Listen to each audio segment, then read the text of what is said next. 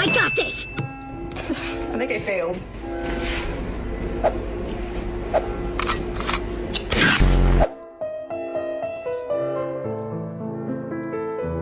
Bruh.